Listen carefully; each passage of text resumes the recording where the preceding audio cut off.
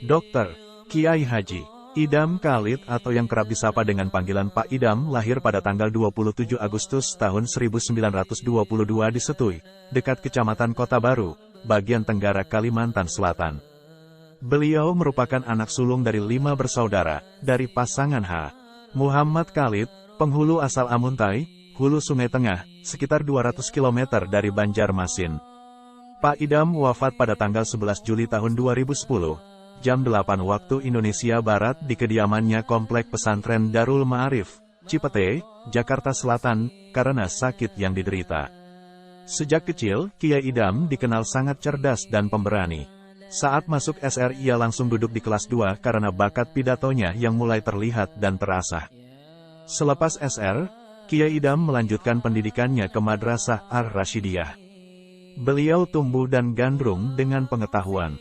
Kiai Idam mendapatkan banyak kesempatan untuk mendalami bahasa Arab, bahasa Inggris, dan ilmu pengetahuan umum. Kemudian beliau melanjutkan pendidikannya ke pesantren Gontor yang terletak di Ponorogo, Jawa Timur.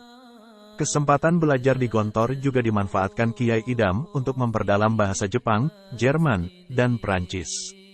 Tamat dari Gontor, 1943, Kiai Idam melanjutkan pendidikan di Jakarta. Di ibu kota, kefasihannya dalam berbahasa Jepang membuat penjajah Dai Nippon sangat kagum. Pihak Jepang juga sering memintanya menjadi penerjemah dalam beberapa pertemuan dengan para ulama. Dalam pertemuan-pertemuan itulah Kiai Idam mulai akrab dengan tokoh-tokoh utama NU. Kiai Haji Idam Khalid memulai karirnya di NU dengan aktif di GP Ansor. Tahun 1952, beliau diangkat sebagai Ketua PB Ma'arif, organisasi sayap NU yang bergerak di bidang pendidikan. Pada tahun yang sama ia juga diangkat menjadi Sekretaris Jenderal Partai, dan 2 tahun kemudian menjadi Wakil Ketua. Selama masa kampanye pemilu 1955, Kiai Idam memegang peran penting sebagai Ketua Lajnah Pemilihan Umum NU.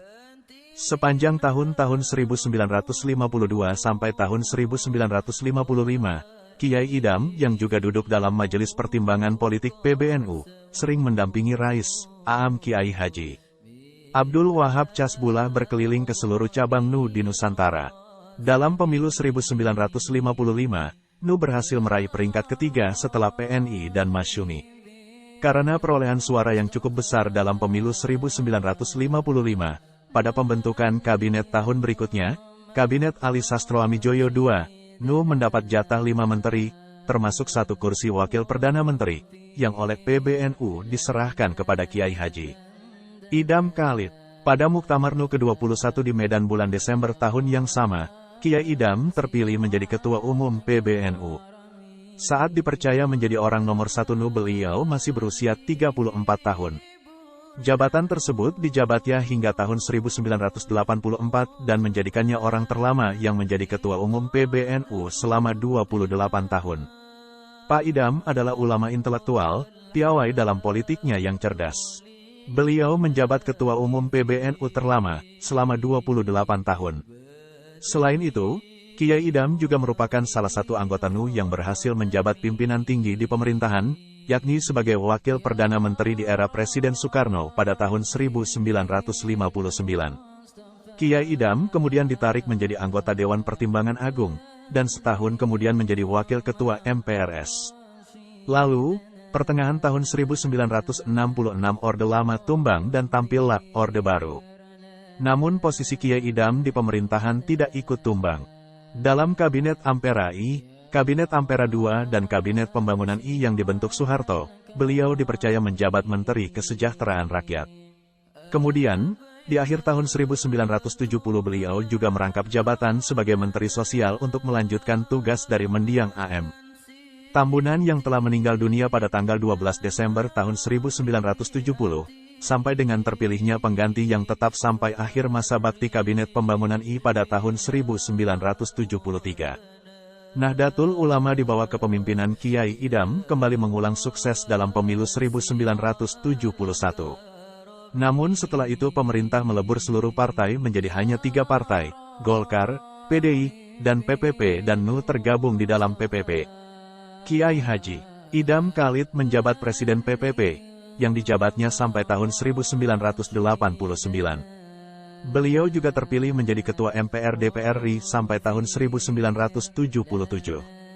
Jabatan terakhir yang diemban Kiai Idham Khalid adalah Ketua Dewan Pertimbangan Agung sampai tahun 1983. Dalam bidang pendidikan, Kiai Idham mendirikan Universitas Nahdlatul Ulama, UNNU, sekarang Universitas Islam Nusantara, pada tanggal 30 November tahun 1950 bersama Kiai Haji Subhan Z.E.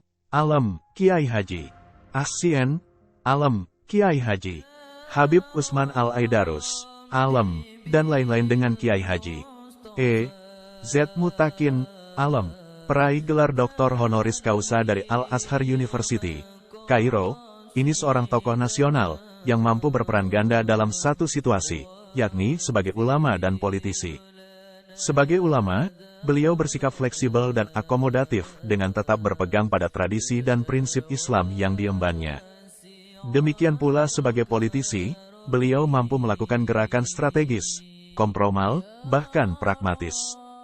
Dengan sikap dan peran ganda demikian, termasuk kemampuan mengubah warna kulit politik dan kemampuan beradaptasi terhadap penguasa politik ketika itu, ulama dari Madrasah Pondok Modern Gontor ini tidak khawatir mendapat kritikan dan stereotip negatif sebagai tokoh yang tidak mempunyai pendirian, bunglon bahkan avanturir.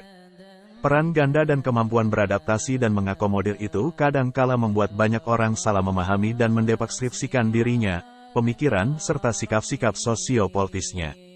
Namun jika disimak dengan seksama, sesungguhnya Kiai Haji Idham Khalid yang berlatar belakang guru itu adalah seorang tokoh nasional, bangsa, yang visi perjuangannya dalam berbagai peran selalu berorientasi pada kebaikan serta manfaat bagi umat dan bangsa. Menurut Kiai Idham, seperti termuat dalam buku Idham Khalid, Guru Politik Orang Nu karya Ahmad Muhajir, politisi yang baik mestilah memahami filosofi air. Apabila air dimasukkan ke dalam gelas, ia akan berbentuk gelas. Bila dimasukkan ke dalam ember, ia akan berbentuk ember. Bila dibelah dengan benda tajam, ia akan terputus sesaat dan cepat kembali ke bentuk aslinya. Air juga selalu mengalir ke tempat yang lebih rendah. Jika disumbat atau dibendung, ia bisa bertahan, bergerak elastis mencari resapan. Bila dibuatkan kanal, ia mampu menghasilkan tenaga penggerak turbin listrik serta mengairi sawah dan tanaman sehingga berguna bagi kehidupan makhluk di dunia. Di ranah politik, Idham menganggap Nu harus ikut dalam kekuasaan sebagai kekuatan penyeimbang. Cara ini menurutnya lebih tepat ketimbang berada di luar kekuasaan yang justru menyulitkannya untuk bergerak. Dengan visi perjuangan seperti itu, pemimpin Nu selama 28 tahun 1955 sampai tahun 1984, itu berpandangan tak harus kaku dalam bersikap, sehingga umat selalu terjaga kesejahteraan fisik dan spiritualnya. Apalagi situasi politik di masa demokrasi terpimpin dan demokrasi Pancasila, tidak jarang adanya tekanan keras dari pihak penguasa serta partai politik dan ormas radikal. Kiai Haji Idham Khalid diangkat menjadi pahlawan nasional Indonesia, bersama dengan 6 tokoh lain, berdasarkan Kepres nomor 113, TK, tahun 2011 tanggal 7 November tahun 2011. Al-Fatihah teruntuk Kiai Idham.